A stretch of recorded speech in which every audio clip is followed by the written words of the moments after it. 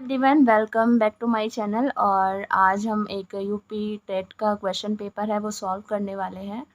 और इसमें हम लोग चाइल्ड पेडागोजी के क्वेश्चन सॉल्व करेंगे जो कि 30 क्वेश्चन है। और इसमें जो मैं आपको आंसर बताऊंगी वो ऑफिशियल आंसर की से मैंने फाइंड आउट किए हैं। और सारे ही आंसर्स ठीक है, बट कहीं कोई सजेशन हो तो आप लोग डेफिनेटली मुझे कमेंट सेक्शन में कमेंट कर सकते हैं। तो स्टार्ट करते हैं। तो यहाँ पर जो हमारा क्वेश्चन नंबर 1 है कि निम्न कक्षाओं में शिक्षण की खेल विधि आधारित है। जो छोटी कक्षाएं होती है उसमें जो हमारी खेल विधि होती है, जो प्ले वे मेथड होता है, वो किस विधि पर आधारित है? वो किस पर आधारित है? तो विकास एवं शिक्षा के मनोवैज्ञानिक सिद्धांत पर। ठीक है, कि हमें पता रहता है कि बच्चे का किस लेवल पे मतलब क्या मेंटली वो होता है, वो किस तरीके से सीख सकता है। तो इसलिए हमारी जो खेल विधि है ये उस पर आधारित है। ठीक है, उसके बाद हमारा क्वेश्चन नंबर 2 है डिसलेक्सिया संबंधित है। तो डिसलेक्सिया है वो हमारा पठन विकार से संबंधित है। उसके बाद हमारा क्वेश्चन नंबर 3 है विशेष रूप से ज़रूरतमंद बच्चों की शिक्षा का प्रबंध होना चाहिए तो दूसरे सामान्य बच्चों के साथ। अगर हम समावेशी शिक्षा की बात करते हैं तो हमें सब बच्चों को एक साथ ही पढ़ाना है, उनके लिए कोई अलग से स्कूल नहीं होना चाहिए। क्वेश्चन नंबर यहाँ पे 4 है हमारा अधिगम के प्रक्रम में अभिप्रेरण है। जो हमारा लर्निंग प्रोसेस होता है उसमें जो अभिप्रेरण है, अभिप्रेरण मतलब क्या होता है? मोटिवेशन है। ठीक है, तो उसमें जो मोटिवेशन है वो क्या है? तो वो नए सीखने वालों में अधिगम के लिए रुचि का सृजन करता है। अगर हम बच्चे को मोटिवेट करते हैं तो बच्चा सीखने के लिए उसके अंदर जो है इंटरेस्ट डेवलप होता है। क्वेश्चन नंबर 5 है कक्षा 5 के न्यून दृष्टि वाले बच्चों को, देखो अगर हमारी क्लास में कोई अलग बच्चा है, थोड़ा स्पेशल नीडी बच्चा है, तो हमें उसको ऐसे सहूलियत नहीं देनी है। मतलब उसको बिल्कुल ऐसा फील नहीं कराना है कि भाई तुम तो कुछ कर ही नहीं सकते हो, हम ही तुम्हारी सब हेल्प से सब काम कराएंगे। ऐसा नहीं है, हमें उसे सक्षम बनाना है ताकि वो अपने काम खुद कर सके। ऐसा नहीं है कि हम उसे हेल्प नहीं करेंगे, बट हमें ऐसा मतलब अगर एक हम आदर्श आंसर चाहते हैं तो हमें बिल्कुल भी ऐसा नहीं करना और ऐसा करना भी नहीं चाहिए। तो उसके हिसाब से तो हमारा जो आंसर है वो सी इज़ करेक्ट है कि हमें उनके साथ सामान्य बर्ताव करना चाहिए। आई नो कि वो अलग है और हम सब जानते हैं, बट हमें इंक्लूसिव एजुकेशन की बात होती है तो हमें उनके साथ समान व्यवहार करना चाहिए। उन्हें बिल्कुल भी ऐसा दिखाना नहीं चाहिए कि भाई तुम तो अलग ही हो बिल्कुल। ठीक है, तो ये इसका आंसर है। क्वेश्चन नंबर 6 है खांसी बहुत हो रखी है इस टाइम पे। श्यामपट्ट जो है, देखो जिसे हम देख सकते हैं तो वो दृश्य साधन आ जाएगा। क्वेश्चन नंबर 7 है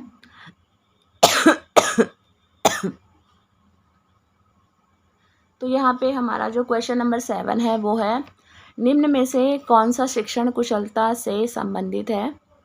तो श्यामपट्ट पर अगर बच्चा लिखता है, प्रश्नों को हल करता है, प्रश्न पूछता है, तो ये सभी कुशलता से संबंधित है, उसके अंदर स्किल्स डेवलप होंगी।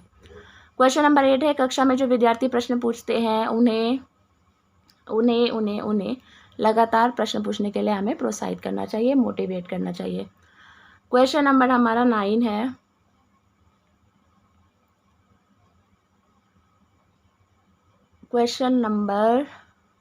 है हमारा शिक्षा के किंडरगार्टन पद्धति का प्रतिपादन किया था। तो किंडरगार्टन पद्धति किसने दी थी? हमारी ये दी थी फ्रोबेल ने। उसके बाद है एक अभिभावक आपसे विद्यालय में मिलने के लिए कभी नहीं आता तो आप क्या करेंगे? तो बच्चे को डांटेंगे या उसे फटकार लगाएंगे, उपेक्षा करेंगे? बिल्कुल भी नहीं। पेरेंट्स को लिखेंगे। लेकिन अगर एक आदर्श आंसर की बात करें तो सी जाता है। ठीक है, ऑफिशियल आंसर की में तो यही दिया हुआ है, बट सेकंड वाला भी हम लोग देख सकते हैं, बी वाला, बट ऑफिशियली दिया हुआ है। तो मतलब आदर्श की अगर हम बात करें तो C is correct answer. Question number 11 है हमारा बचपन का सांप्रतिक दृष्टिकोण की मान्यता है।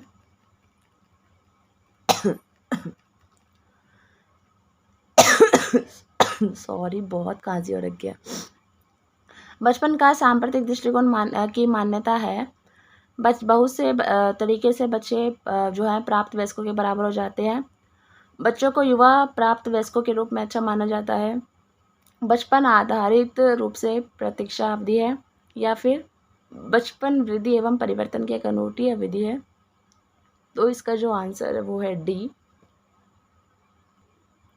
वीडियो पॉज कर करके रिकॉर्ड करनी पड़ रही है, गले में ना बिल्कुल भी आराम नहीं हो रहा है इस टाइम पे। इतनी खांसी ओके, क्वेश्चन नंबर 12 पे आते हैं। एक प्रमाणीकृत पठन परीक्षण लेने के लिए 5वीं कक्षा को प्रस्तुत करने में शिक्षक को अधिकारिक परामर्श दिया जाता है। तो बच्चों को बोलना कि परीक्षण बहुत महत्वपूर्ण है तथा वह उसमें अच्छा प्रदर्शन करेंगे।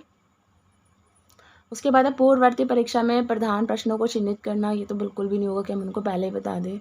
निम्न कोटि के पाठकों को प्रशिक्षण देना ताकि कक्षा के शेष बच्चे किसी भी तरीके से अच्छा करें। ये भी नहीं होगा। परीक्षण में आने वाले समान प्रकार के प्रश्नों के उत्तर देने के लिए छात्रों को अभ्यास करवाना। तो आई थिंक इसका ये हो सकता है कि अगर हम एक प्रमाणीकृत पठन परीक्षण लेने के लिए हम चाहते हैं 5th क्लास में, तो हमें बच्चों को क्या बोलना, हमें मतलब हम एक परामर्श दे सकते हैं। तो आई थिंक जो जनरली जो क्वेश्चन आने वाला है, ऐसा नहीं कि जो आ रहा है वही टिक करवा दें। तो जो ईजिली जो हमें लगता है कि हाँ ये आ सकते हैं इस टाइप से, मतलब प्रकार, ठीक है। जैसे हम मान लो कोई अनुच्छेद आएगा पेपर में, तो अब एज इट इज़ हम अनुच्छेद तो बता नहीं सकते बच्चों को, तो कुछ एक अलग अनुच्छेद लिखवा सकते हैं ताकि बच्चों को आइडिया हो जाए। तो यहाँ पर लिखा है समान प्रकार, तो डी इज़ करेक्ट ऑप्शन। उसके बाद हमारा क्वेश्चन नंबर 13, असंगठित घर से आने वाला बच्चा सबसे अधिक कठिनाई का अनुभव करेगा, तो वो स्वतंत्र अध्ययन में, ठीक है। असंगठित घर से आने वाला मतलब किसी घर में कुछ असंगठित है, संगठित नहीं है घर, ठीक है, कुछ सेपरेशन टाइप, कुछ इस टाइप से हम लोग मान सकते हैं, या कुछ लड़ाई झगड़ा इस तरीके से। आप देखते हैं कि एक छात्र बुद्धिमान है, तो फिर आप एज अ टीचर, तो इसका जो आंसर है कि वह जैसे अधिक प्रगति कर सके हम उसे अनुप्रेरित करेंगे, उसे मोटिवेट करेंगे। क्वेश्चन नंबर 15 है, यदि कुछ विद्यार्थी कक्षा में अध्ययन की चित्तवृत्ति में नहीं है, तो आप अगर कोई बच्चा पढ़ना नहीं चाहता है क्लास में, तो आप उन्हें ज़बरदस्ती करेंगे? नहीं। उन्हें कक्षा छोड़ने के लिए बोलेंगे कि चलो भाई बाहर चलो? नहीं। उन्हें चेतावनी देंगे कि वह विषय अध्ययन करें? नहीं। तो आप प्रिंसिपल को सूचित कर देंगे? तो ये भी नहीं होगा। उसके बाद है उन्हें उनकी रुचि अथवा आप अपने विषय के अनुसार रुचिपूर्ण चीज़ें बताएंगे। तो हमें मेन देखो, अगर हम इंटरेस्ट डेवलप कर पाते हैं तो बच्चा डेफिनेटली इंटरेस्ट लेगा। तो डिपेंड करता है टीचर के ऊपर। क्वेश्चन नंबर 16 है, वह स्तर जिसमें बच्चा किसी वस्तु एवं घटना के बारे में तार्किक रूप से सोचना शुरू कर देता है, ठीक है, जहाँ वो तर्क की बात करता है, ठीक है, जो रैशनल थिंकिंग उसके अंदर डेवलप हो जाती है, तो ये है पूर्ण क्रियात्मक अवस्था। पियाजे ने स्टेजेस दिए हैं ना, उसमें आइए। क्वेश्चन नंबर 17 है, जो बच्चे का जो बौद्धिक विकास है वो 4 स्तरों पर किसने दिया है, वो है पियाजे के द्वारा, सबको पता ही होगा। और यहाँ जो स्टेजेस की बात हो रही है, ये भी पियाजे, ये जो 4 स्टेजेस है ये पियाजे के द्वारा दी गई है। क्वेश्चन नंबर 18 है हमारा, अल्पवयस्क बच्चों के अधिगम में अभिभावकों की भूमिका होती है, तो संवेदात्मक, ठीक है। जो अल्पवयस्क अभी जो छोटे बच्चे हैं बिल्कुल, उनमें पेरेंट्स की भूमिका होनी चाहिए संवेदात्मक, मतलब उनको समझे, थोड़ा सा इमोशनली कनेक्टेड हो उनसे। बच्चों के संज्ञानात्मक विकास के सबसे अच्छे तरीके कहाँ परिभाषित किया जा सकता है कि बच्चे का संज्ञानात्मक विकास है, तो हम उसे सबसे ज़्यादा उसमें कहाँ पे मतलब परिभाषित कर सकते हैं या जांच सकते हैं। तो इसका जो आंसर है वो है बी, विद्यालय एवं कक्षा में, ठीक है। उसके बाद है 20 क्वेश्चन, डैश को अनुप्रेरित शिक्षण के एक संकेत के रूप में विवेचित किया जाता है, तो कौन सा है? अगर अनुप्रेरित शिक्षण है, कक्षा में अधिकतम उपस्थिति, शिक्षक द्वारा दिया गया उपचारात्मक कार्य, विद्यार्थी द्वारा प्रश्न पूछना, या कक्षा में पूर्ण निरस्ता। अगर बच्चा क्वेश्चन पूछ रहा है आपकी क्लास में, तो इसका मतलब आपका एक अनुप्रेरित शिक्षण है, बहुत मोटिवेटिंग आप टीचिंग करते हैं। अब 11 बच्चे आ रहे हैं और आप पढ़ा ठीक से नहीं रहे, तो इसका मतलब ये थोड़ी है कि आप बहुत अच्छे पढ़ाते हैं। तो इसलिए अगर क्लास में आपके बच्चे प्रश्न पूछ रहे हैं, इट मीन्स उनको समझ आ रहा है, और समझ आ रहा है तो आप एक अच्छी टीचर हैं और आपकी टीचिंग स्ट्रैटेजी भी अच्छी है। क्वेश्चन नंबर 21 है, कक्षा में विद्यार्थियों की रुचि बनाए रखने के लिए एक शिक्षक को उचित है। अगर आप विद्यार्थियों में रुचि बनाए रखना चाहते हैं तो ये सारे ऑप्शन करेक्ट हैं, बट अगर हम जनरली देखते हैं तो प्रश्न पूछना, क्योंकि इसमें इन्वॉल्वमेंट होती है बच्चे की, इनमें भी इन्वॉल्वमेंट होती है, बट एक रट लीजिए क्वेश्चन, मतलब इसका जो आंसर है प्रश्न पूछना। अगर प्रश्न पूछना नहीं होता तो आप लोग चर्चा करने लगाते। विद्यार्थियों को विद्यालय में खोलना क्यों उचित, खेलना, स्पेलिंग मिस्टेक है, खेलना क्यों उचित है? बच्चा स्कूल में खेलेगा तो क्यों उचित है? तो उसमें बच्चे में सहयोग एवं संतुलन का विकास होगा। सीखेगा बच्चा लीडरशिप क्वालिटी, कैसे एक दूसरे को कोऑपरेट किया जाता है, ये सब। परिवार एक साधन है, तो परिवार कैसा साधन है? अनौपचारिक शिक्षा का, ठीक है, इनफॉर्मल एजुकेशन। क्वेश्चन नंबर 24 है, एक शिक्षक विद्यार्थियों में सामाजिक मूल्यों को विकसित कर सकता है।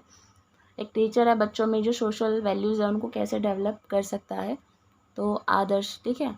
अगर हम खुद रोल मॉडल अपने आप को प्रेजेंट करेंगे तो बच्चे के अंदर वो चीज़ें खुद ब खुद जाएगी। एक शिक्षक के लिए सबसे महत्वपूर्ण क्या है? तो विद्यार्थियों की कठिनाइयों को दूर करना, ठीक है। सबसे इम्पोर्टेंट यही होता है टीचर के लिए, ठीक है। मतलब अगर हम विद्यार्थियों की कठिनाइयों को दूर नहीं कर रहे हैं तो हम फिर बाकी चीज़ें भी अच्छी कर ले तो भी हम अच्छे टीचर नहीं हैं। उसके बाद है हमारा क्वेश्चन नंबर 26। क्वेश्चन नंबर 26 है हमारा, आप एक अति सक्रिय बालक को जो मतलब बहुत ज़्यादा एग्रेसिव होता है, हाइपर एक्टिव सॉरी, तो उसको सही दिशा में कैसे लेकर आएंगे? तो उसमें है कि उसे पहली पंक्ति में बिठाएंगे तथा उस पर कड़ी नज़र रखेंगे, उसे कक्षा में कोने में बैठने के लिए बोलेंगे, उसे श्यामपट्ट आदि साफ करने का काम देंगे। तो जब भी आपकी क्लास में कुछ ऐसा बच्चा है जो हाइपर एक्टिव है तो हम उसको कुछ एक्स्ट्रा काम दे के उसकी जो एनर्जी को सही दिशा में लगा सकते हैं। क्वेश्चन नंबर 27 है, पृथक पृथक समझातीय समूह के व्यक्तियों के प्रति बच्चों की अभिवृत्ति साधारणतः आधारित होती है। तो इसका आंसर है ए, उनके पेरेंट्स की चित्तवृत्ति पर, ठीक है, जैसा उनका पेरेंट्स सोचते हैं वैसे ही। क्वेश्चन नंबर 28 है, आपको अपनी कक्षा में 2 मंदबुद्धि बच्चों को बैठाने के लिए बोला गया है, तो फिर आप उन्हें अपने विद्यार्थी के रूप में ग्रहण करने से इनकार कर देंगे? बिल्कुल भी नहीं। प्रधानाध्यापकों ने किसी और कक्षा में? बिल्कुल भी नहीं। ऐसे विद्यार्थियों को सिखाने की तकनीक सीखेंगे कि आप उन्हें कैसे पढ़ा सकते हैं, ठीक है। इंक्लूसिव एजुकेशन की बात हो रही है तो आप ऐसे नहीं कर सकते हैं। क्वेश्चन नंबर 29 है, एक शिक्षक को साधन संपन्न होना चाहिए। इसका मतलब है कि उसको अपने विद्यार्थियों की समस्याओं को हल करने का पर्याप्त ज्ञान होना चाहिए। तो C is correct option. Question number 30 और लास्ट क्वेश्चन है हमारा, बच्चों में संवेगात्मक समायोजन प्रभावी होता है। तो अगर बच्चे में संवेगात्मक इमोशनली अगर वो एडजस्टमेंट है उसके अंदर इतनी स्किल है, एडजस्ट कर लेता है, तो वो हर चीज़ में हेल्प करेगा, अनुशासन में भी, व्यक्तिगत निर्माण में भी और कक्षा शिक्षण में भी। तो इसका जो आंसर हो जाएगा वो हो जाएगा डी। तो ये हमारे 30 क्वेश्चंस थे। होप आपके लिए हेल्पफुल रहे। और सॉरी तो नहीं बोलना चाहिए बट फिर भी सॉरी, खांसी बहुत ज़्यादा आ रही है और कई दिनों से वीडियो अपलोड नहीं की थी तो लगा कि वीडियो अपलोड कर देती हूँ, बट खांसी तो पता नहीं कब तक ठीक होगी।